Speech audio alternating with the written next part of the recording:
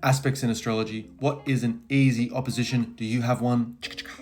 Predicting 2025 one day at a time. I'm Sukboy. You're awesome. Let's talk about it. Posting astrological forecasts one day ahead so you can set your intentions accordingly. Compare and contrast these aspects to that of your own natal or birth chart for further nuance, for further insight. Let's break it down.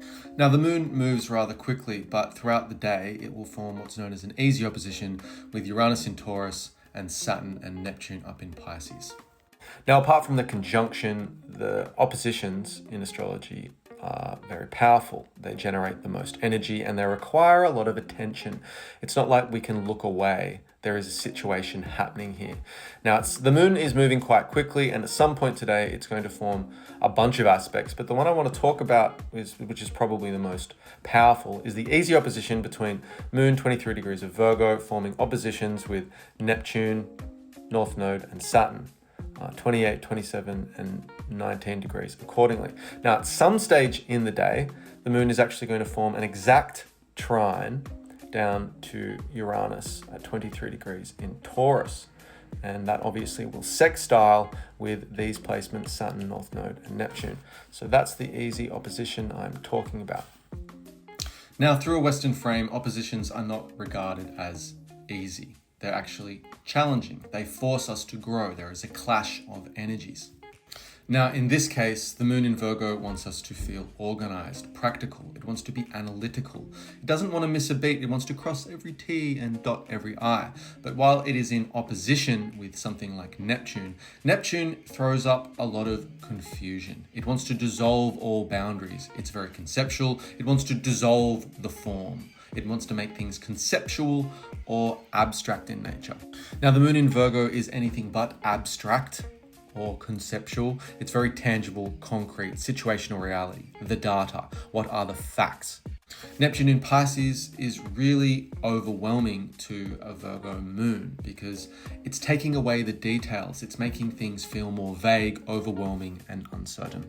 Additionally, Saturn in Pisces is usually a very concrete energetic, but while it's in Pisces, it again becomes quite conceptual and allows a certain amount of abstraction into the frame.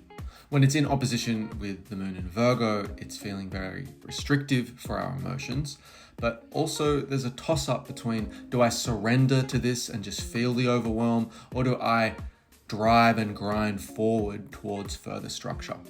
In a nutshell, it's forming a lot of emotional drain on this over-analytical Virgo moon. You may want to escape the situation altogether. Another way of looking at this is it's over-idealizing, like I must get this done now, and a sense of urgency is created. To put it bluntly, this is emotional pressure we are placing on ourselves in the face of overwhelming confusion. Now, a Virgo moon is always going to form easy aspects to other Earth signs. In this case, it will be Uranus in Taurus. And this serves as a way out of this clash, this tension that is created between the opposition.